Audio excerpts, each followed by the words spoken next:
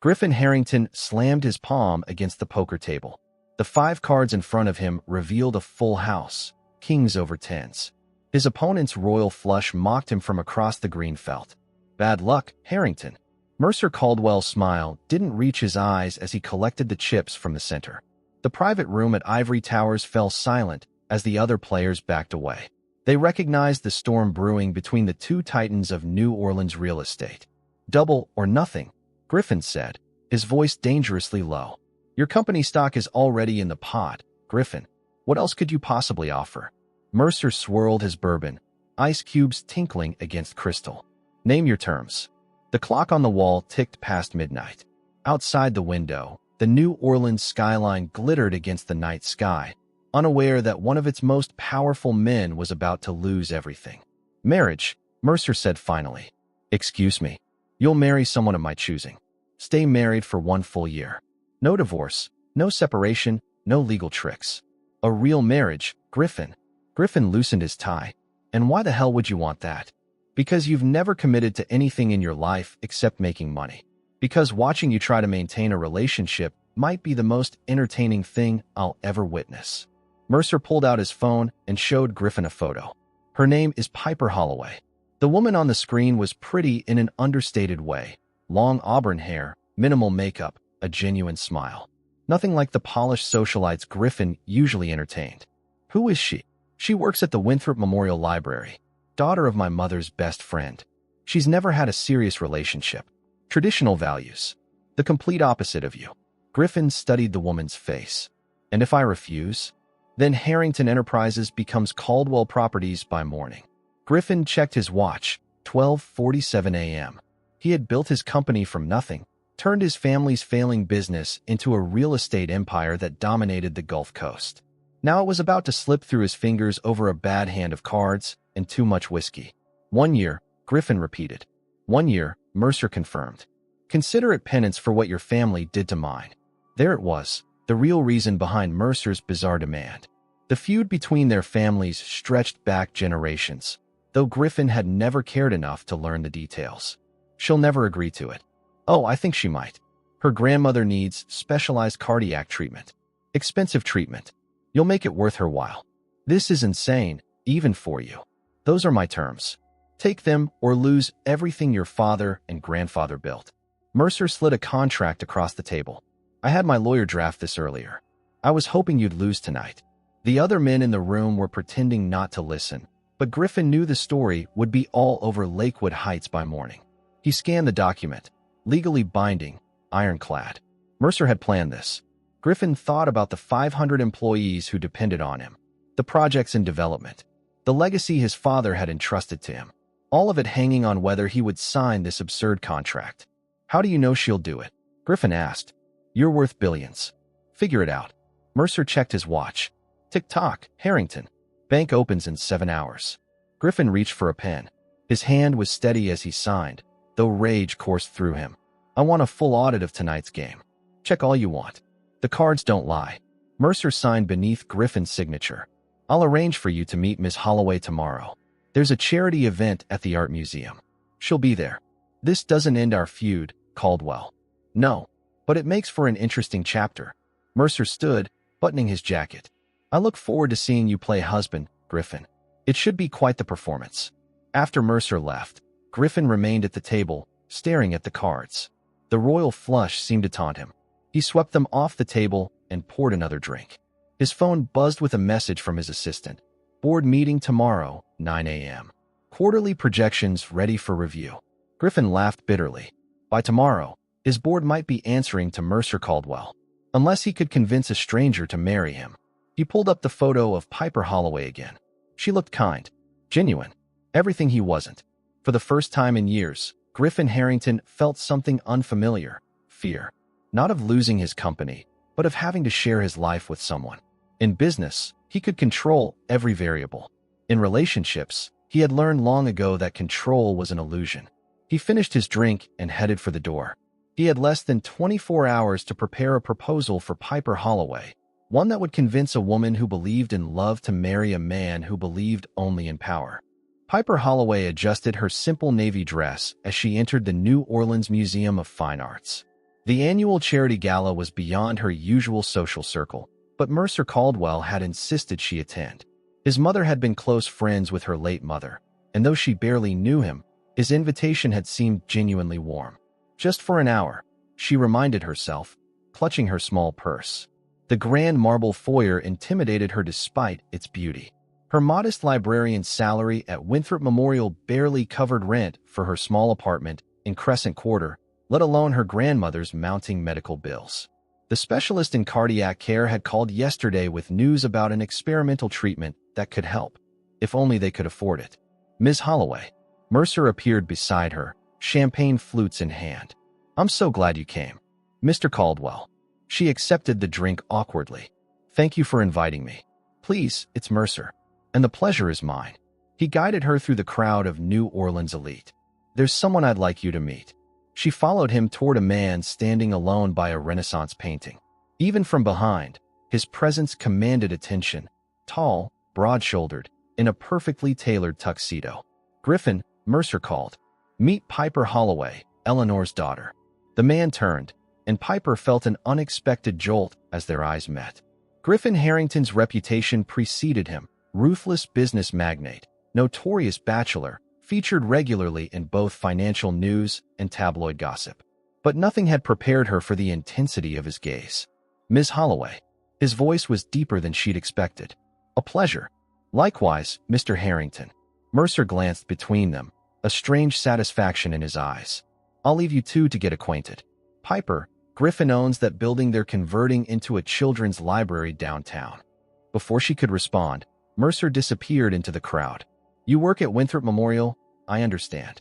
Griffin's tone was conversational, but studied. Yes, in the rare manuscripts department. You enjoy your work? Very much. Books have always been my escape. She immediately regretted the admission.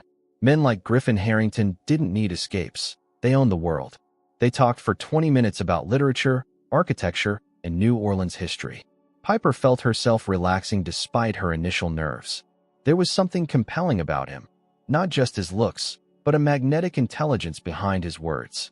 Then his phone buzzed. He checked it, and his expression changed. When he looked at her again, his eyes were cold. Miss Holloway, I wonder if we might speak somewhere more private. The garden terrace was empty, the spring air carrying the scent of magnolias. Below them, Canal Street pulsed with late-night traffic. I'll be direct, Griffin said. I know your grandmother is ill. Piper stiffened. How would you know that? I make it my business to know things. He leaned against the stone balustrade. I have a proposition for you. A proposition? Unease crept up her spine. I need a wife. For 1 year. He delivered the statement with the same tone he might use to order coffee. In return, I'll pay for the best medical care for your grandmother and provide you with financial compensation that would solve your problems permanently. Piper stepped back. Is this some kind of joke? I never joke about business, Miss Holloway. And make no mistake, this would be a business arrangement. Why me? You could have anyone. Circumstances have made you the ideal candidate. His gaze was unflinching. You need money. I need a wife temporarily. It's a simple exchange. There's nothing simple about marriage, Mr. Harrington. It would be in name only. He pulled a document from his jacket. These are the terms. $2 million for you upon signing. Full medical coverage for your grandmother. A condo in your name after the year is complete. In return, you move into my home, attend events as my wife, and maintain the appearance of a genuine marriage. Piper couldn't breathe. $2 million. Her grandmother's treatment. Financial security forever. This is insane. Perhaps. But sometimes insanity is the most rational option. He handed her his card. Think about it overnight. I need your answer by noon tomorrow. What's the catch? She asked, her voice barely audible. Something flickered across his face. Regret? Anger? The catch is living with me for a year, Miss Holloway. Many would consider that punishment enough. He left her on the terrace, the contract in her trembling hands. She sank onto a bench, trying to process what had just happened. Across the garden, she spotted Mercer Caldwell watching her. He raised his glass in a subtle toast before disappearing inside. That night, Piper sat at her grandmother's bedside in Willow Creek Care Center. The gentle beeping of machines punctuated the silence. Something troubling you, sweetheart? Her grandmother asked weakly. Piper forced a smile. Just work stress. You've always been a terrible liar. Her grandmother's eyes, though tired, missed nothing. Is it a man? Piper laughed despite herself. You could say that. Sometimes the hardest choices turn out to be the best ones. Her grandmother squeezed her hand. Trust your heart, Piper. It's never led you wrong. But as Piper stared at Griffin Harrington's business card, she knew this decision couldn't be made with her heart. $2 million. Her grandmother's life. A marriage of convenience to a man who saw her as nothing more than a business transaction. By dawn, her choice was made. The historic Bellwood mansion glowed with soft candlelight as Griffin stood at the altar of its private chapel. Ornate stained glass cast colored shadows across the small gathering of witnesses, his executive assistant, his lawyer, and 3 board members whose loyalty he trusted. Mercer Caldwell sat in the back row, his presence both unwelcome and unavoidable. The contract stipulated he must witness the ceremony. Griffin checked his watch. 11 minutes past 4. What if she had changed her mind? The door opened, and Piper entered in a simple ivory dress. Their eyes met across the small chapel. Her face revealed nothing of her thoughts as she walked toward him, alone. Judge Francis Whitaker, a family friend of the Harringtons, kept the ceremony brief. No music, no flowers, no declarations of love, just the legal necessities.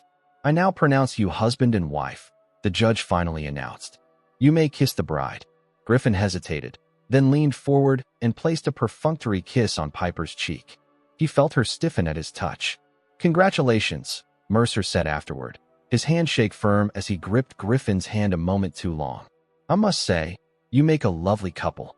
The transfer of funds has been completed, Griffin's lawyer informed them as they signed the final documents.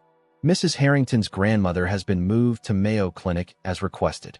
The name, Mrs. Harrington, made Piper look up sharply, reality settling in. 2 hours later, they entered the private elevator to Griffin's penthouse at Westmore Tower. 40 floors of silence stretched between them. Your things were delivered this morning, Griffin said as the doors opened directly into the penthouse foyer. Elena will show you to your room. Piper took in the vast, open-concept living space. Floor-to-ceiling windows overlooking the Mississippi River, minimalist furniture in shades of gray and blue, abstract art on the walls. Not a single photograph. No personal touches. A woman in her 50s appeared from a hallway. Welcome, Mrs. Harrington. I'm Elena, the housekeeper. Thank you, Elena. And please, call me Piper. I'll be in my office, Griffin said. Dinner is at 7. He disappeared down a corridor, leaving Piper with the strange sensation of having been acquired rather than married. Her suite was larger than her entire apartment. A bedroom with a king-sized bed, a sitting area with a desk and bookshelves, a bathroom with a marble shower and soaking tub, and a walk-in closet already filled with clothes in her size. Mr. Harrington had his stylist select these for you, Elena explained. If anything doesn't fit or isn't to your taste, just let me know. Piper ran her hand over the designer labels, price tags removed. Another transaction. The kitchen staff would like to know your preferences, Elena continued. Any allergies or dislikes? I'm not picky, Piper said, but I'd like to cook sometimes.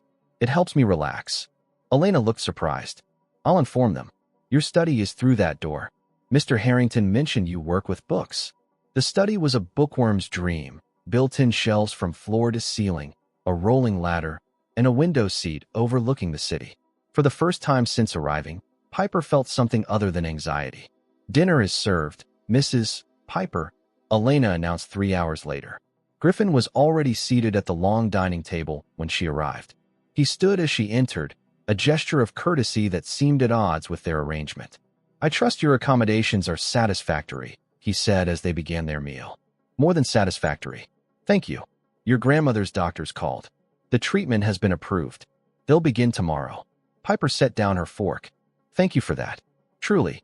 An uncomfortable silence fell between them. We should discuss expectations, Griffin finally said. We'll need to attend certain events together. The Sullivan Charity Ball next Friday. The Chamber of Commerce dinner the following week. I understand.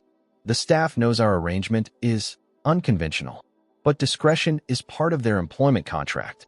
And what exactly do they think the arrangement is? Griffin met her gaze. That we married quickly, that we're still getting to know each other. Not so far from the truth. Except for the part where you're paying me to pretend. His jaw tightened. Yes, except for that. After dinner, Piper retreated to the window seat in her study with a book she couldn't focus on. Below, New Orleans pulsed with life. She could see the lights of the French Quarter, where on any normal Friday night, she might be meeting friends for dinner or browsing her favorite bookstore. Instead, she was the wife of a man she barely knew, living in a penthouse that felt as cold as its owner. At midnight, she heard Griffin's door close across the hall. Then, minutes later, a shout. She listened, concerned. Another shout, a man's voice in distress. Piper hesitated, then went to his door and knocked softly. "Griffin, are you all right?" No answer. She was about to return to her room when she heard it again, a choked cry. She opened the door. Griffin was asleep, but thrashing against his sheets, his face contorted. "No, Lorelei, don't." His words dissolved into anguished sounds. "Griffin," she called louder. "Wake up. You're dreaming." His eyes snapped open, disoriented. For a moment, raw vulnerability showed on his face before recognition set in. "What are you doing in here?" His voice was rough. "You were having a nightmare. You called out for someone named Lorelei." Griffin sat up, running a hand through his disheveled hair. "I apologize if I disturbed you." "You didn't. I was awake." She hesitated. "Do you want to talk about it?" "No." The word was final, his walls firmly back in place. "Good night, Piper." She nodded and left, closing the door behind her. In the darkness of her new bedroom, Piper wondered what kind of ghosts haunted the man she had just married, and whether this year would leave her with ghosts of her own. Mrs. Harrington, what a delightful surprise. The investor's wife grasped Piper's hand. Griffin never mentioned he was getting married. It happened rather quickly. Piper smiled with practiced ease, 3 weeks of such conversations having honed her response. The Stonebridge Plaza conference room buzzed with conversation as Harrington Enterprises hosted potential investors for their new riverfront development. Griffin stood across the room, discussing schematics with 2 men in expensive suits, occasionally glancing her way. Piper excused herself and drifted toward the architectural model dominating the center table. The proposed development would transform an abandoned industrial area into a mixed-use community with affordable housing units alongside luxury condos. "What do you think?" Griffin appeared beside her. "I think it's ambitious," she answered honestly. "The contrast between these buildings is striking. That's intentional. We're trying something new, integration rather than segregation by income." "That's not what I expected from your company." Something flickered in his eyes. "Not everything about me is what you might expect." Before she could respond, his CFO approached with urgency. "Griffin, we have a situation. The West Bank investors are getting cold feet." Griffin's jaw tightened. "Where are they?" "Conference room B. They're concerned about the affordable housing component reducing overall returns." Piper watched him stride away, shoulders tense.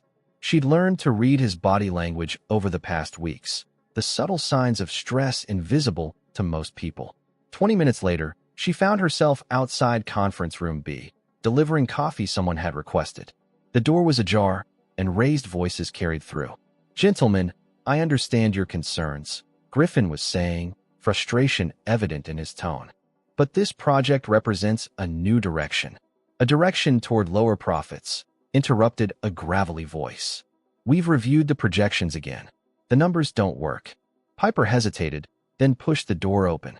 For men turned to stare at her.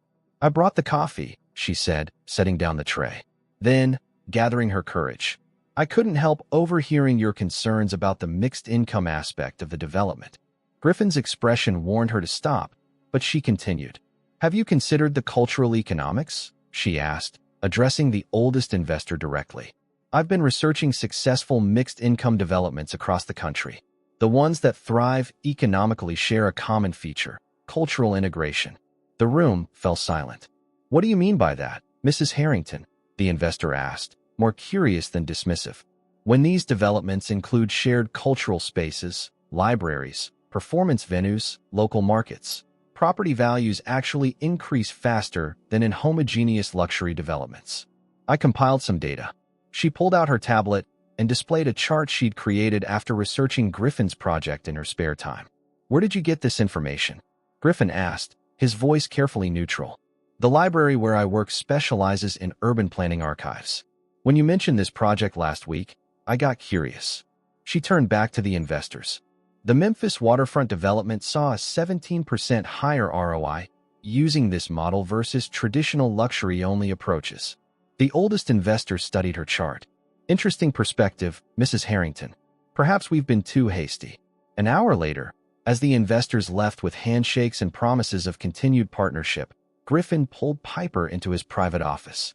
"What was that?" he demanded, closing the door. "I'm sorry if I overstepped."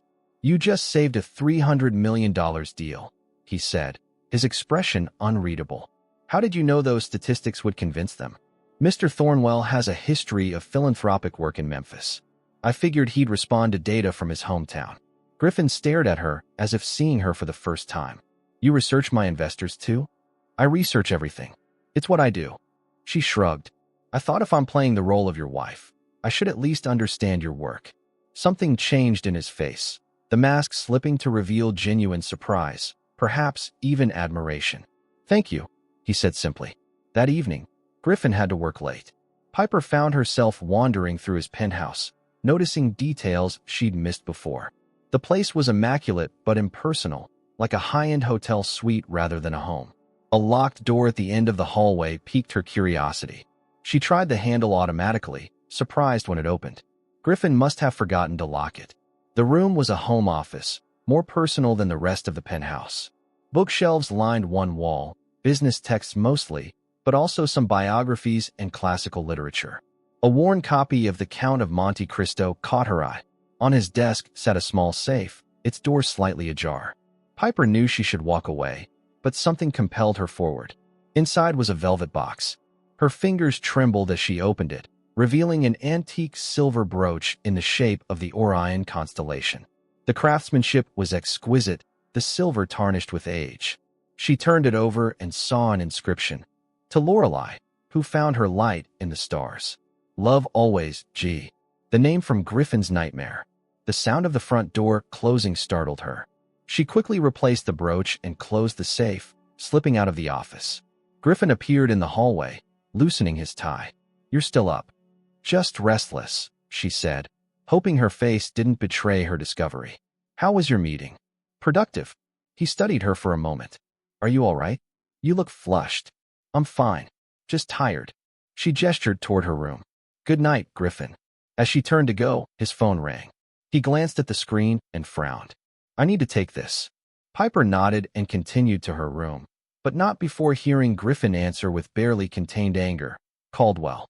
What do you want?" She closed her door, heart racing. First, the mysterious brooch belonging to Lorelei. Now a late-night call from Mercer Caldwell that clearly upset Griffin. The pieces of a puzzle she didn't understand were beginning to take shape. Her phone buzzed with a text message. "Coffee tomorrow? We should chat."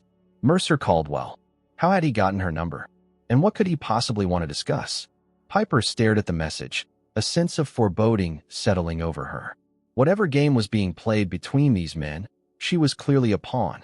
But pawns could become queens if they moved carefully enough. She typed her reply. "Crescent Cafe, 10 a.m. "He married you because of a bet," Mercer Caldwell said, sliding a manila folder across the table at Crescent Cafe. Piper stared at the folder, her coffee untouched. "What are you talking about?" "Open it." Inside was a photograph, Griffin and Mercer at a poker table, a signed contract visible between them. The date stamp showed it was taken the night before Griffin had proposed their arrangement. "He lost a high-stakes game," Mercer explained, his voice sympathetic but his eyes calculating. "The terms were simple. Marry a woman of my choosing for 1 year, or lose control of Harrington Enterprises." The cafe around them continued its morning bustle, but Piper felt suddenly isolated, as if encased in ice. "Why are you showing me this?" "Because you deserve to know the truth. You're not just a convenient business arrangement. You're the consequence of a wager." He leaned forward. "Did he tell you about our family's history?" "No." "Ask him about Lorelei. And Evangeline Mercier." Mercer checked his watch. "I have a meeting. But think about this, Piper. If he lied about why he married you, what else is he lying about?" After Mercer left, Piper sat motionless, the folder like a bomb on the table between them. Two elderly women at the next table gave her concerned glances. She must look as devastated as she felt. A bet. Not even a business arrangement born of mutual need, just a punishment designed by Mercer, accepted by Griffin. She had been selected not for any quality she possessed, but as an instrument of revenge in a game between powerful men. That afternoon, Griffin's driver took her to Osprey Cove, the Harrington family's summer home an hour outside New Orleans. Griffin had suggested the weekend getaway that morning, his tone casual yet strained. Had he somehow known about her meeting with Mercer? The house stood on a bluff overlooking a lake, its weathered stone and dark shutters imposing against the bright sky. Unlike Griffin's sterile penthouse, this place felt lived in. Antique furniture worn with use, bookshelves overflowing, family photographs on the walls. Griffin was waiting on the terrace, jacket off, sleeves rolled up. He looked different here, less the corporate titan, more human. "Do you like it?" he asked as she stepped outside. "It's beautiful," she admitted. "Did you grow up here?" "Summers, mostly. My father preferred the city." He gestured toward the lake. "We used to swim out to that island. My sister and I would pretend it was our kingdom." "Sister?" The mysterious Lorelei. "You never mentioned having a sister." Something shuddered in his expression. "She died. Long ago." Piper took a breath, then reached into her bag and placed the folder on the table between them. Griffin's eyes flicked from the folder to her face. "What's this?" "The truth. Mercer Caldwell showed me today." He opened it, his expression hardening as he examined the contents. "He came to you. He told me everything. That I was just part of a bet you lost." Her voice remained steady despite the storm inside her. "Were you ever going to tell me?" Griffin closed the folder. "No." The simple honesty of his answer hit harder than any excuse would have. "Why not? Would it have changed your decision?" "You needed money for your grandmother's treatment. I needed a wife for a year." The reason behind that need was irrelevant. Irrelevant. Anger flared within her.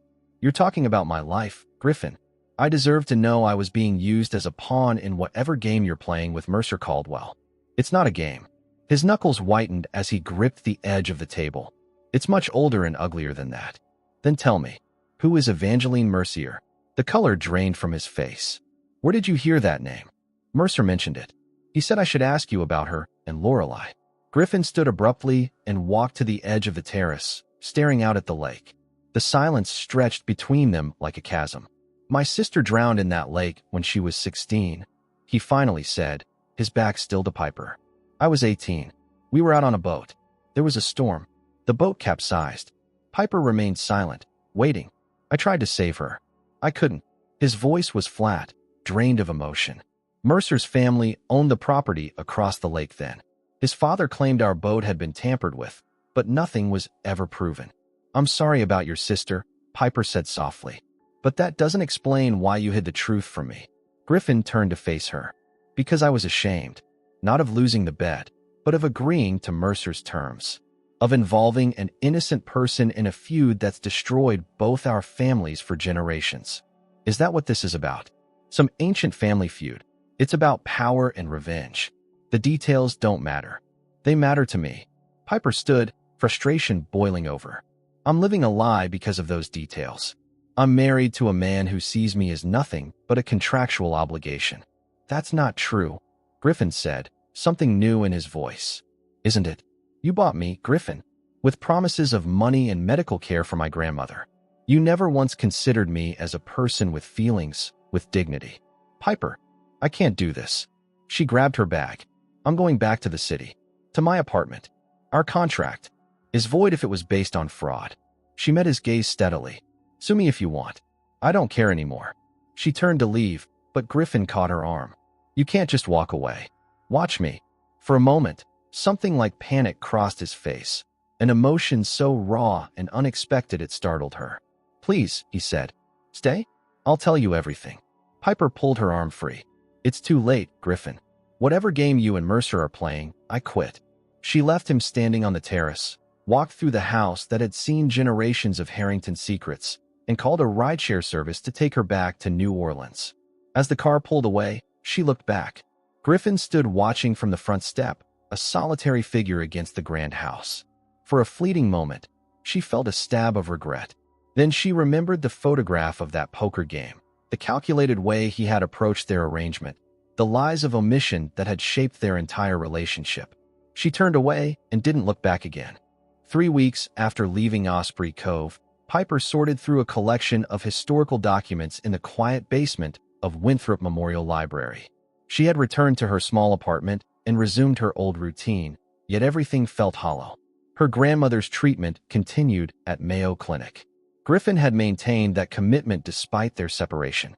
His lawyers had sent one formal letter about the contract breach, then gone silent. She hadn't heard from Griffin directly. "You should see this," her colleague Dana said, placing an aged leather-bound book on Piper's desk. "Just arrived in the Whitfield donation. First edition history of New Orleans founding families." The book, published in 1950, contained detailed accounts of the city's influential dynasties. Piper flipped through it during her lunch break, stopping when she spotted familiar names: Harrington and Caldwell. The section detailed a rivalry between the families dating back to the early 1900s, when the Caldwells were known as the Mercier family. At the center of the feud was the mysterious death of Evangeline Mercier, found drowned in Azure Lake in 1914. Suspected to be involved with James Harrington despite the business dispute between their fathers, Evangeline's death was officially ruled accidental. However, rumors persisted of foul play, with the Mercier family accusing the Harringtons of responsibility for her death. Piper's hands trembled. Azure Lake, the same lake where Lorelei had drowned. This couldn't be coincidence. Meanwhile, Griffin arrived at Osprey Cove as rain began to fall. The storm from the previous night had damaged several structures on the property, including the old storage shed near the lake. Most of it's waterlogged, the caretaker explained, leading Griffin to the collapsed building. "But that old trunk seems intact. Your father's, I believe." The metal trunk contained financial records, legal documents, and correspondence spanning decades. At the bottom lay a sealed envelope marked Azure Lake, confidential. Griffin opened it in his father's study as thunder shook the windows. Inside was a private investigator's report commissioned after Lorelei's death, but never shared with authorities. The report confirmed what 18-year-old Griffin had suspected but couldn't prove. The boat had been sabotaged. The fuel line had been deliberately cut, the emergency radio disabled. The PI had traced a pattern connecting Lorelei's death to historical incidents involving the two families, most notably Evangeline Mercier's drowning in the same lake decades earlier. Most damning was a memo suggesting the Caldwell family, who had changed their name from Mercier in the 1930s, maintained a generational vendetta against the Harringtons, with Mercer Caldwell's father explicitly vowing to make them suffer the same loss. Griffin's phone interrupted his reading. "Mr. Harrington, this is security. There was an unauthorized access to your private safe last month, April 17th around 9 p.m. The night Piper had looked flushed in the hallway outside his office. She had found Lorelei's Orion brooch. As Griffin processed this revelation, a crack of lightning illuminated the lake outside his window. The storm intensified, wind driving rain against the glass. In the distance, something on the property collapsed with a crash. Griffin ran outside despite the downpour. A section of the old boathouse wall had given way, revealing a hidden compartment behind the wooden paneling. Inside was a metal box, rusted but intact. Soaked and breathing hard, Griffin brought it inside and forced the lock. The contents were sparse: a man's pocket watch, letters bound with faded ribbon, and several newspaper clippings about Evangeline Mercier's death. The pocket watch bore the initials J.H., James Harrington, his great-grandfather. The letters were from Evangeline to James, the final one dated the day of her death. In it, she warned that her cousin had discovered their plan to elope and had threatened consequences. The cousin's name was Marcel Mercier, Mercer Caldwell's grandfather. Griffin read the letters with growing horror. The truth was inverting everything he thought he knew. The Harringtons hadn't been responsible for Evangeline's death. Her own family had been. And they had perpetuated a century of revenge based on a lie. Across town, Piper dug deeper into library archives. A microfiche of the 1914 investigation revealed witnesses who had seen a man matching Marcel Mercier's description near the lake the night Evangeline died. The witnesses later recanted, but their initial statements remained in the record. Piper printed the documents with shaking hands. She had stumbled into something darker and more complex than a simple matrimonial deception. Her phone buzzed with a text from an unknown number. "Stay away from the Harrington research. Some history should remain buried." How did Mercer know what she was researching? Was she being watched? Another text arrived, this one from Griffin. We need to talk. I've found evidence about Lorelei, about everything. Mercer isn't who you think he is. Then a final message from her grandmother's nurse. Mr. Caldwell visited today. He mentioned you might be in danger. Call when you can. Mercer had visited her grandmother? The implied threat turned her blood cold. Outside the library, rain fell in sheets. Piper gathered the documents and slipped them into her waterproof bag. As she prepared to leave, the power flickered, then failed, plunging the archives into darkness. Emergency lights cast eerie shadows as she navigated the stacks. At the exit, a security guard she didn't recognize stood watching her approach. Working late, Mrs. Harrington? He asked, his tone too familiar. Piper's instincts screamed danger. Just finishing up. My husband is waiting outside. The man smiled. Is he? I don't think so. She turned and ran back into the stacks, heart pounding. The man followed. She ducked behind a shelf, pulled out her phone, and called the only person who might understand the danger she was in. Griffin, she whispered when he answered. Someone's after me at the library. I think Mercer sent him. Get out any way you can. I'm 20 minutes from the city. Griffin's voice was taut with urgency. Go somewhere public. I'll find you. The emergency exit alarm blared as Piper pushed through the door into the rainy night. She ran across the parking lot, ducking between cars, the precious historical documents clutched to her chest. Behind her, the security guard emerged from the building, speaking into a radio.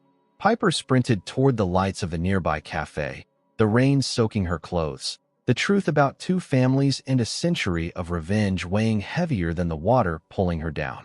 Rain lashed against the windows of Maple Street Cafe as Piper huddled in a back booth, soaked and trembling. The documents from the library were tucked safely in her waterproof bag beneath the table. Around her, late-night patrons chatted and sipped coffee, oblivious to her distress. She scanned the entrance constantly, jumping whenever the door opened. The man from the library hadn't followed her inside, yet. Her phone buzzed with another text from Griffin, 5 minutes away. Stay where people can see you. The waitress refilled her untouched coffee. You okay, honey? You look like you've seen a ghost. Before Piper could answer, the cafe door opened. Her breath caught, but it was Griffin who entered, rainwater streaming from his coat. Their eyes met across the room. For the first time since their confrontation at Osprey Cove, she felt relief at seeing him. Griffin slid into the booth opposite her, his expression grave. Are you hurt? No, just scared. She lowered her voice. The man followed me from the archives, knew who I was. He called me Mrs. Harrington. We need to go somewhere safe. Griffin placed cash on the table. Not the penthouse. Not your apartment. They'll check both. Who's they? Piper demanded. Mercer's people. This isn't just about business anymore. Griffin's eyes carried a haunted look. I found proof that Mercer's family has been orchestrating a vendetta against mine for generations. Lorelei wasn't an accident. Neither was Evangeline Mercier, but not in the way everyone believes. I know. Piper pulled out the documents she'd discovered. The Merciers, Mercer's original family name, blamed your great-grandfather for Evangeline's death, but there were witnesses who saw her cousin Marcel near the lake that night. Griffin stared at her in surprise. How did you? I'm a research librarian, Griffin. Finding information is what I do. Despite everything, a hint of pride colored her voice. The witnesses later changed their stories, but the original statements are still in the record. Griffin pulled out his phone and showed her a photo of the letters he'd found. Evangeline and James were planning to elope. Her cousin Marcel threatened her when he found out. Piper nodded. Marcel was next in line to inherit after Evangeline. If she married your great-grandfather, the families would have united instead of feuded. Marcel couldn't allow that. The cafe door opened again. Griffin tensed, but it was just a group of college students seeking shelter from the rain. We need to confront Mercer, Piper said. End this. It's not that simple. He's been planning this for years. The poker game, choosing you specifically. Choosing me? What do you mean? Griffin hesitated. Your grandmother didn't work for just any family. She was the Harrington housekeeper for 40 years. She knew my parents, knew Lorelei. The revelation hit Piper like physical blow. My grandmother worked for your family? She never told me. Mercer knew. That's why he selected you for the bet. It wasn't random. Piper's mind raced. Her grandmother had been too ill for meaningful conversations these past months. What secrets might she have kept all these years? We need to talk to her, Piper said. Not tonight. Mercer visited her today. He's watching her. Griffin checked his watch. We need to get someplace safe, then figure out our next move. They left through the cafe's back exit. Griffin's car waited in the alley, engine running. As they pulled away, Piper spotted the man from the library watching from across the street. Griffin drove them to a lakeside cabin owned by his company's head of security. Off the books, untraceable. The one-room structure was simple but secure, with reinforced doors and windows. No one knows about this place except Marcus and me, Griffin explained, turning on lights and checking locks. We'll be safe here tonight. Piper stood by the window, watching rain cascade down the glass. All of this, our marriage, the contract, it was just part of Mercer's plan? I believe so. Griffin removed his wet jacket. He wanted to separate me from my company, from my family legacy. And he wanted to use you to do it. Why? What's the endgame? Control of Azure Lake. Griffin spread out the documents on the table. The lake borders both family properties. There's a development project that would dam part of it for hydroelectric power. The company behind it needs approval from all landowners. And the Harringtons have been blocking it. My father refused to sign. After he died, I continued his opposition. The environmental impact would be devastating. But Mercer supports it. For a price. The development company offered him millions. Piper studied the maps and the documents. So this isn't just about a historical vendetta. It's about money. It's about both.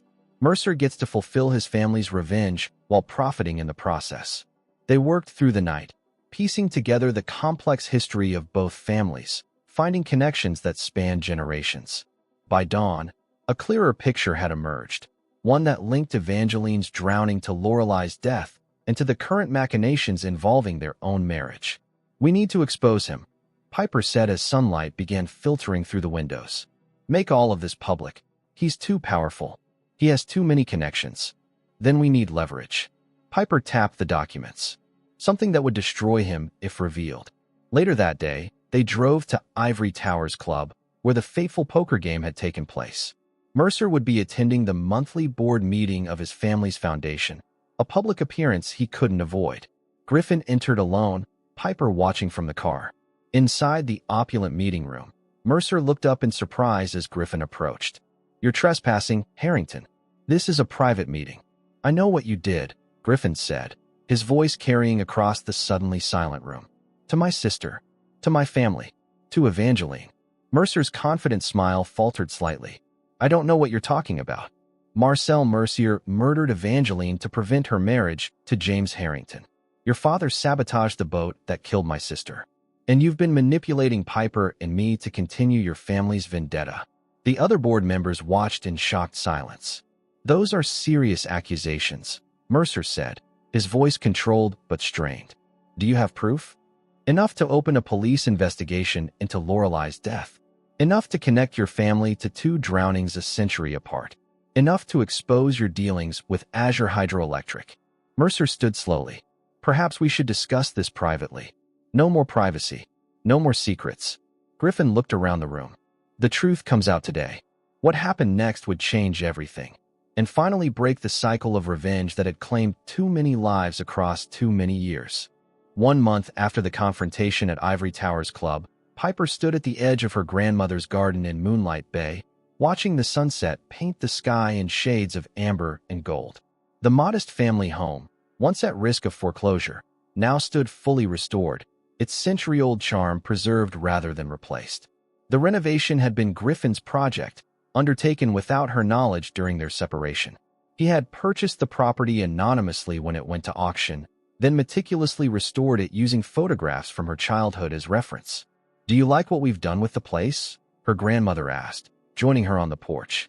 Eleanor Holloway had regained much of her strength since beginning the experimental treatment at Mayo Clinic. It's perfect, Piper admitted. I still can't believe Griffin did all this. He's trying to make amends. For everything. Eleanor settled into a rocking chair. I should have told you about my connection to the Harringtons years ago. After Mercer's public disgrace, the truth had emerged piece by piece. Eleanor had indeed worked for Griffin's family for decades, becoming especially close to Lorelei. She had been at Osprey Cove the day of the boating accident, had watched Griffin's desperate attempts to save his sister. Why keep it secret? Piper asked. Fear, mostly. Eleanor sighed. After Lorelei died, there were rumors. Investigations. The Caldwells, still calling themselves Mercier back then, made veiled threats. When your mother married and moved us to Boston, it seemed safer to leave the past behind. And then Mercer found you again.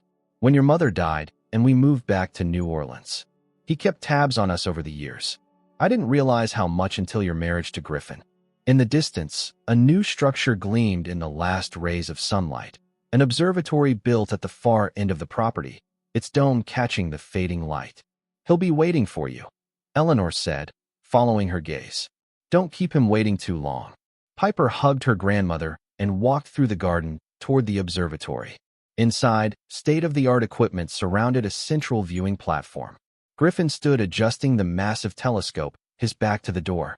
Right on time, he said without turning. The stars are perfect tonight. After the confrontation at Ivory Towers, Mercer had lashed out with desperate accusations. But Griffin had come prepared, not only with their historical evidence, but with financial records showing Mercer's illegal dealings with Azure Hydroelectric. When board members began questioning the discrepancies, Mercer had made a fatal mistake. He'd threatened to reveal his own role in orchestrating the sabotage of Griffin's boat, not realizing one of the members was wearing a recording device as part of Griffin's plan. Mercer now faced multiple investigations, his empire crumbling around him. The century-old vendetta had finally reached its end. You once asked me why I kept Lorelei's brooch, Griffin said, finally turning to face Piper. In the dim observatory lighting, his eyes held a vulnerability she'd rarely seen. It was the only thing recovered intact after the accident.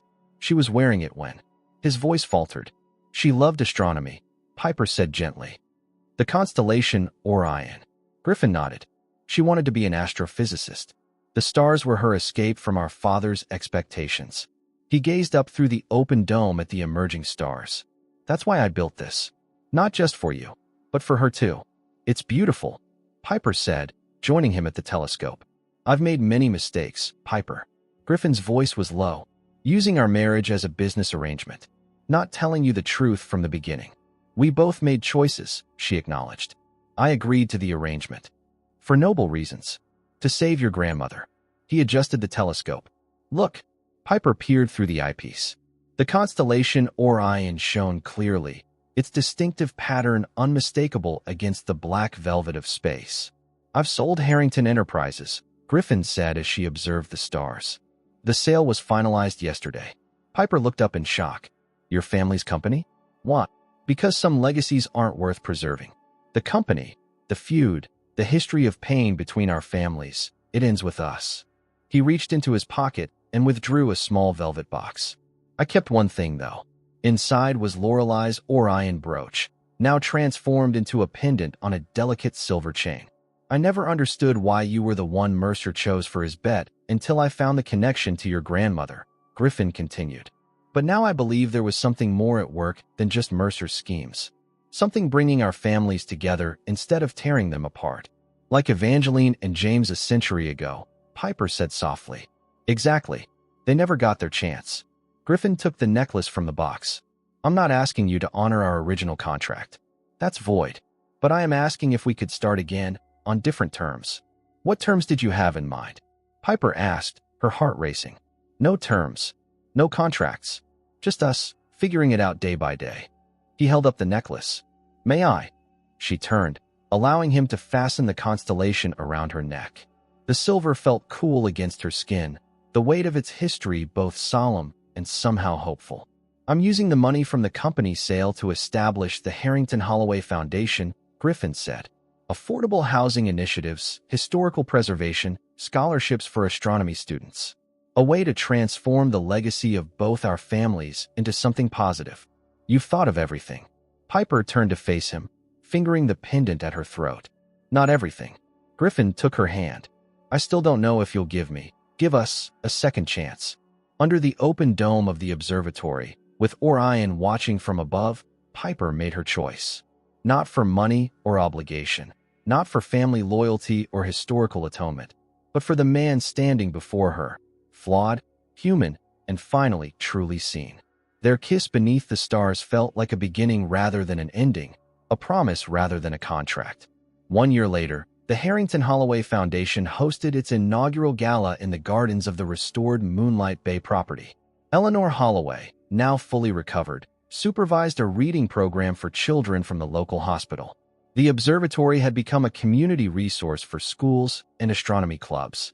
In a quiet moment between speeches, Griffin found Piper at the edge of the garden, her hand resting protectively over her slightly rounded belly. "Happy?" he asked, slipping an arm around her waist. "Beyond words," she answered, leaning into his embrace.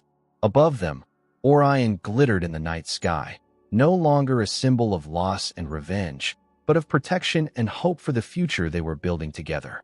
6 weeks after the confrontation at Ivory Towers Club, Griffin stood at the entrance of Mayo Clinic, a bouquet of white lilies in hand. Eleanor Holloway was being discharged today after completing her final round of experimental treatment. The doctors were calling her recovery remarkable. "You didn't have to come," Piper said, appearing in the hospital lobby. The past weeks had changed her, a new confidence in her posture, a determination in her eyes. "I wanted to." Griffin handed her the flowers. "For your grandmother." They walked in awkward silence to Eleanor's room. Since the night they had exposed Mercer, they had maintained a cautious distance, communicating mainly through lawyers and intermediaries as the investigations proceeded. "How is the foundation coming along?" Piper finally asked. "The paperwork is almost complete. The board is being formed." Griffin glanced at her. "I've reserved a seat for you, if you're interested." Before she could answer, they reached Eleanor's room.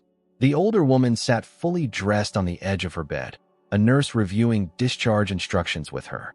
"Griffin," Eleanor's face brightened. "What a surprise. Mrs. Holloway." He greeted her warmly. "Please, after everything that's happened, I think you can call me Eleanor." She accepted the lilies with a knowing smile. "These remind me of the ones that used to grow at Osprey Cove, near the boathouse." Griffin nodded. "Lorelei would pick them every spring." "You remember," Eleanor said softly. "I'm starting to remember a lot of things." His gaze drifted to Piper, who was speaking with the nurse about medication schedules. The drive from Rochester to the small private airfield where Griffin's jet waited was filled with Eleanor's cheerful commentary about her treatment and plans for recovery. Neither Griffin nor Piper mentioned their complicated situation. Their marriage technically still valid, but fundamentally transformed by everything they had learned. On the flight back to New Orleans, Eleanor dozed in the comfortable cabin, leaving them in relative privacy. "There's something I want to show you when we land," Griffin said. "If you're willing." Piper studied him. "What is it?" "A surprise. For both you and Eleanor."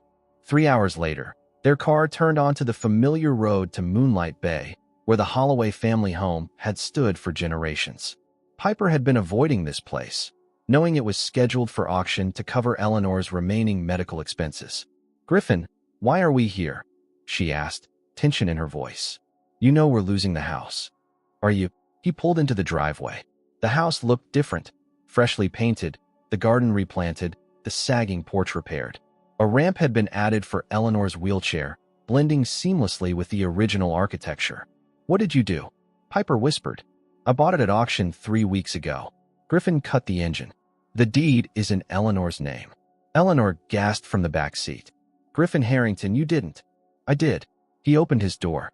"Would you like to see what else has changed?" Inside, the house had been restored rather than renovated. Original features preserved, family photographs returned to their places. Even the faded wallpaper in the kitchen matched exactly as it had been, only freshened. "How did you know where everything went?" Piper asked, stunned by the attention to detail. Griffin shrugged. "I had help." "From who?" "From me," came a voice from the kitchen doorway. Dana, Piper's colleague from the library, stood smiling. "Remember all those family photos you used to keep at your desk? I borrowed them while you were in the archives one day. Griffin needed reference materials for the restoration. You two have been conspiring behind my back." Piper looked between them. "For a good cause," Dana insisted. "I'll let you all get settled. The refrigerator is stocked, and there's dinner in the oven. Welcome home, Eleanor." She hugged the older woman and slipped out the front door. Eleanor insisted on exploring every room, exclaiming over details Griffin had salvaged or restored. When they reached the sunroom, her favorite space, she found her old piano tuned and waiting, sheet music arranged on the stand. "This is too much," she said, tears in her eyes. "It's not enough," Griffin replied. "Your family lost this place because of medical bills that never should have been your burden. Mercer targeted you to get to me, used your illness as leverage against Piper. And now you're making amends," Eleanor said knowingly. Trying to. He glanced at Piper, who stood silently taking it all in. As evening fell, Eleanor retired early, exhausted from the journey. Piper and Griffin found themselves alone on the back porch, the Gulf Coast evening settling around them. "Why did you really do this?" Piper asked. Griffin leaned against the railing. "When I was investigating the connection between our families, I found something I didn't expect, which was photographs of Eleanor with my family, with Lorelei." He pulled out his phone and showed her an image, a teenage girl with Griffin's eyes sitting on a dock with a much younger Eleanor, both laughing. "She was more than just our housekeeper. She was Lorelei's friend, her confidant. She never told me. After Lorelei drowned, my father pushed everyone away, fired most of the staff, Eleanor included. He couldn't bear the reminders." Griffin put the phone away. "She deserved better then. She deserves better now." Piper studied him in the fading light. "And what about us? What do we deserve? A chance to decide our own futures, free from Mercer's manipulations, free from contracts and arrangements. Is that why you haven't filed for divorce?" "Partly." Griffin turned to face her fully. "And partly because I'm not ready to let go of what might have been." Behind the house, something caught Piper's eye, a path lined with solar lights leading into the wooded area at the property's edge. "What's down there?" she asked. The other surprise. "But it's not quite ready yet." Griffin hesitated. "Give me one more week. Then I'll show you." "Another secret, Griffin?" "The last one, I promise. And this one isn't about the past. It's about the future." As he drove away that night, leaving Piper and Eleanor to settle into their restored home, Griffin called his contractor. "How close are we on the observatory?" "Structure's complete. Equipment arrives tomorrow. We'll need 3 more days for calibration." "Make it perfect," Griffin said, watching the stars emerge above the bay. "It needs to be perfect." 2 days after Eleanor's homecoming, Piper returned to her position at Winthrop Memorial Library. Her colleagues welcomed her back with curious glances and whispered conversations that stopped when she approached. News of the confrontation at Ivory Towers had spread through New Orleans social circles, fragments of truth mixed with wild speculation. "There she is," Dana said warmly, intercepting Piper at the rare manuscripts room.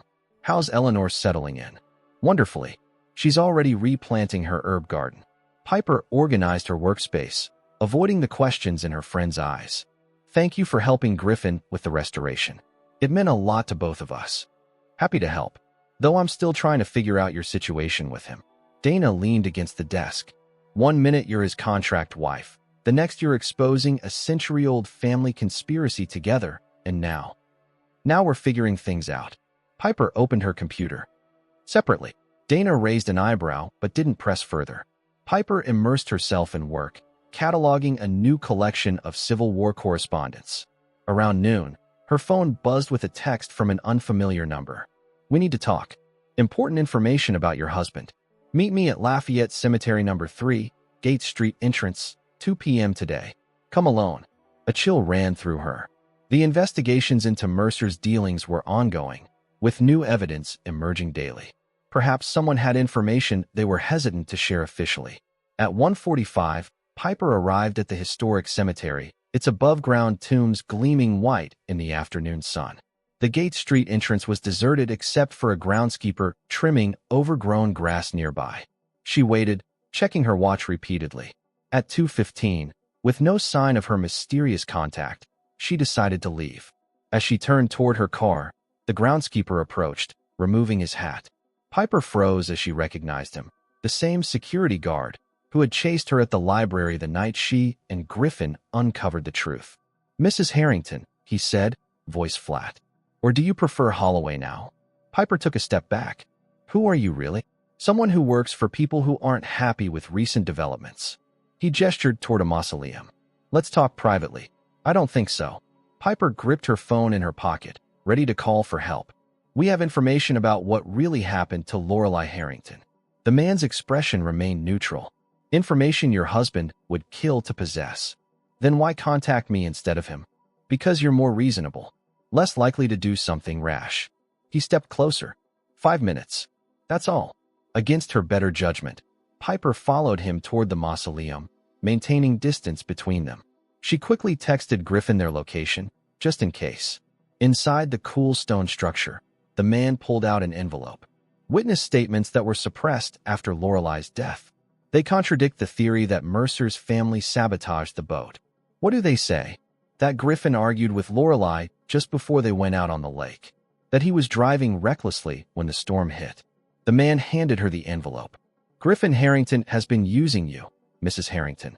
Using your connection to Eleanor to legitimize his version of events. Piper opened the envelope with trembling hands. The documents inside looked authentic. Police statements, coroner's notes, weather reports from that day. Who are you working for? She asked. People who want justice. Mercer Caldwell may have his flaws, but he wasn't responsible for Lorelei's death. Her own brother was.